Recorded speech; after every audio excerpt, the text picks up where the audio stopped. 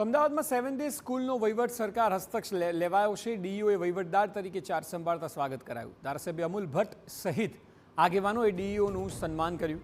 વાલી મંડળ અને જનાક્રોશ સંઘર્ષ સમિતિએ ઉજવણી કરી। વિદ્યાર્થીઓના હિતમાં સરકાર દ્વારા આ નિર્ણય લેવાયો છે તેવું ડીઈઓનું કહેવું છે। એ બાબતો હતી કે વહીવટી બેદરકારીઓ જે રીતે શાળાએ સતત રીતે જે કમિટીને કોઈપણ પ્રકારના ડોક્યુમેન્ટ આપ્યા નહીં અને એના ઉપરથી એવું સ્પષ્ટ પ્રૂફ થયું કે સદર શાળાની આ સ્થળ ઉપર માન્યતા નથી।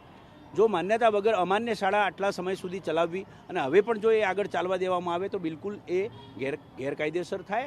એટલે વાલીઓના વહારે સરકાર આવી અને વિદ્યાર્થીઓના શૈક્ષણિક હિત તેમજ સલામતી હિતને ધ્યાને લઈ વહીવટદાર તરીકેની નિયુક્તિ આપી આગળની કાર્યવાહી હાથ ધરવામાં આવી છે। આ પ્રસંગે ધારાસભ્ય અમૂલ ભટ્ટ હાજર રહ્યા હતા અને ડીઈઓ રોહિત ચૌધરી વહીવટ ચાર્જ સંભાળતા ધારાસભ્ય સન્માન કર્યું અને સરકારના નિર્ણયને યોગ્ય ગણાવ્યું। કહ્યું વિદ્યાર્થીઓના ભવિષ્યને ધ્યાને રાખીને નિર્ણય લેવાયો છે। વાલીઓને રહીશોને કહેવા માંગીએ છીએ કે આપ કોઈની વાતમાં ભ્રમિત ના થશો। સરકાર હસ્તક લેવાનો નિર્ણય એ વાલીઓના અને બાળકોના હિતમાં જ છે।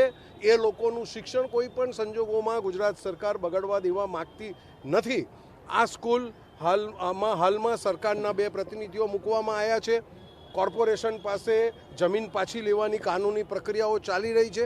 તબક્કાવાર ઘણી બધી કાનૂની પ્રક્રિયાઓ થવાની છે।